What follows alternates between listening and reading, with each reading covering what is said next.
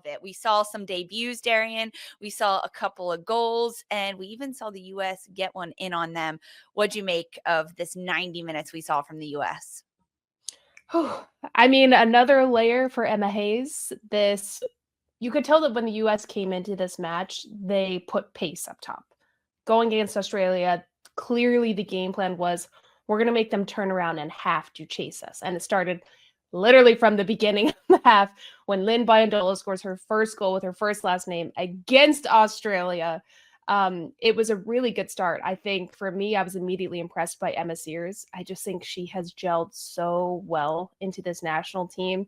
And anytime the ball went up that left side to her, and she also has Dunn behind her, who I think allowed her to have that freedom to just sit up higher in the attack, she looked super dangerous. But I like this game for the U.S. because it was probably one of the uglier games we've seen them play in the total 90 minutes, just to be frank.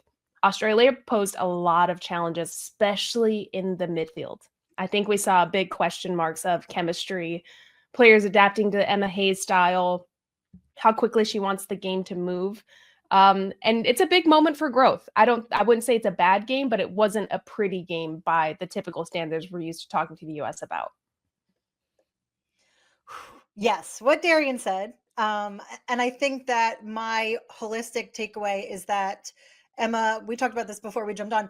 Emma Hayes is way more comfortable with the discomfort of a try, of kind of playing chicken in a little way. Her appetite for trying and seeing it through is higher than that of that starting 11 that she put out for sure.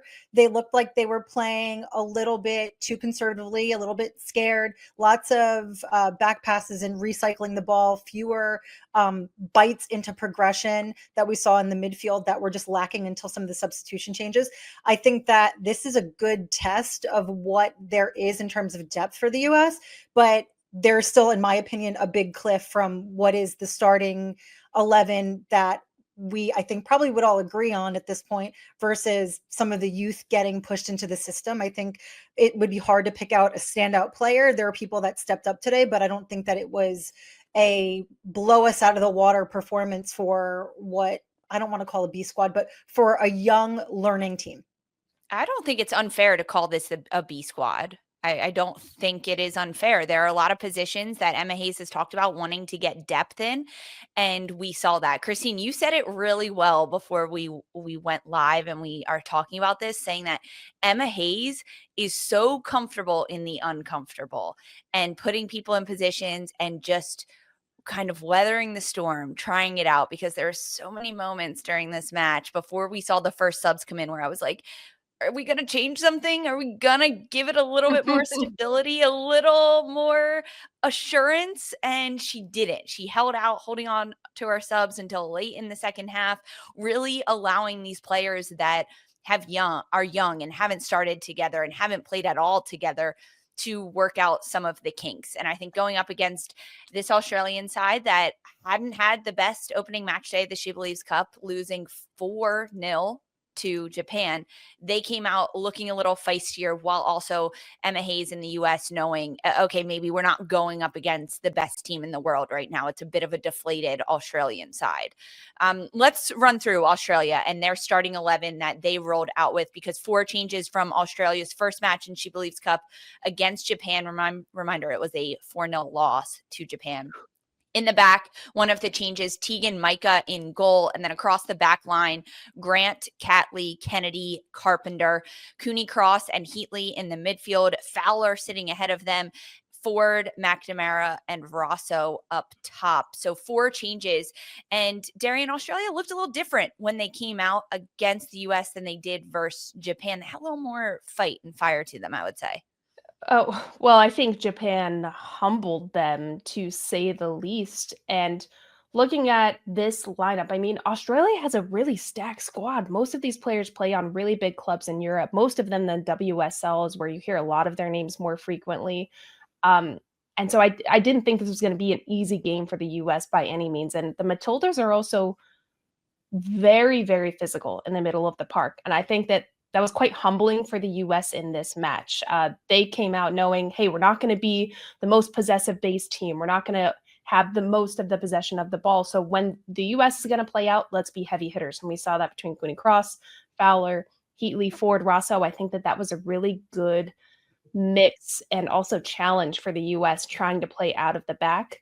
And it worked in their favor. It took until the second half for this Australia lineup to really find their footing and be effective once they regained the ball and look a little bit more dangerous. But they got a goal. But I like this lineup. And special shout out to my girl, Tegan Micah, because although she got scored on twice, she had some really, really good saves that kept Australia in the match. Yeah, it changed from Mackenzie Arnold, who had started for Australia against Japan. Tegan Micah getting a good run out there for Australia. Yeah. So 4 changes for the Matildas. Emma Hayes says, I will double you plus a little extra. 11 changes for Emma Hayes in the U.S. women's national team from match day 1 to match day 2. 11, guys. Every single player was different. The whole team. It starts in the back. Mandy McGlynn in goal. Across the back line, Crystal Dunn, Tierna Davidson, Emily Sams, and Giselle Thompson. In the midfield, Corbin Albert, Claire Hutton, and Jaden Shaw. And up top, Emma Sears, Lynn Biondolo, and Alyssa Thompson. So the Thompson sisters on one side. It was Claire Hutton earning her first cap and her first start at just 19 years old. Giselle Thompson and Claire Hutton getting their first start. Crystal Dunn, her first time starting a U.S. women's national team match since the Olympics. She was in that left back position. And for the United States, with these 11 changes, it was the youngest starting 11 since 2001 that this squad has rolled out with Christine. All these changes, which one stood out to you the most? You know what? Most of them did, quite frankly. I wasn't expecting her to shift this up so much. I obviously did want to see Emily Sams. I didn't know that we'd get Emily Sams, Giselle Thompson in the back line. I understand the thought of anchoring possibly each line with a vet or someone that's really experienced when you, again, as you mentioned, Lisa, roll the dice and like Dunn hasn't really played any quality minutes. And now she's sort of entrusted to lock it down next to Tierna, which gives you this kind of very lopsided back line in a lot of ways. Hutton with Corbin coming in, I think I would have expected to see Coffee in there because Coffee, as far as I'm concerned, is integral to the success of the squad. She can receive the ball, spin and go. She's not afraid to progress on the carry. I think the midfield needed that, even though I think Hutton did as well as you'd assume for someone making their debut. That's not a knock on her. I think that it's a lot to play with players you haven't played a legitimate match with and being that green. And it's her first camp too. There's a lot of newness for Claire Hutton, especially today. Yeah, a ton. When we first saw this lineup, my immediate thought was, who's going to open up and drive with the ball? Because that's something that would differentiate these two players because I think they play somewhat similarly. Jesus. Who? Which two players are you talking about? Albert and Hutton. They're both really defensive. They're both heavy hitters in the back. They're going to clean stuff up.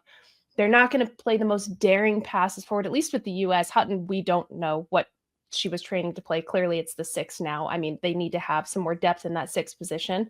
But I think that was the struggle. I know we're going to get into the first half, but it was almost like they were doing the exact same thing, and there wasn't any questions that they were making Australia have to solve because neither of them were really opening up, and driving at an Australian midfielder to then have to make decisions that would open up pockets to get into the front line. I think that's why we saw so many long balls from Sams and Davidson, but it was just too monotonous from the two of them, in my opinion. One of the first notes I wrote about a minute or 2 minutes into this game was Hutton sitting in the 6 because we didn't know. We weren't really sure where she was going to play, and I could have seen Albert drop a little deeper.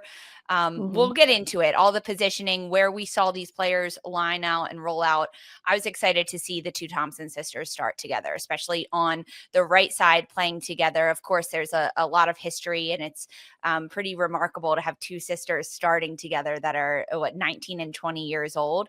But very special to see them and to watch them. And I think it was good for Giselle Thompson to get a couple more minutes. She came in the first match of the She Believes against Colombia and got a couple minutes, but to get a start, to get significant time on the pitch is exactly what Emma Hayes wants from these young players and this group. I'm really glad that Claire Hutton got time too. That was the player I wanted to see get minutes. You called it. You're 2 for 2.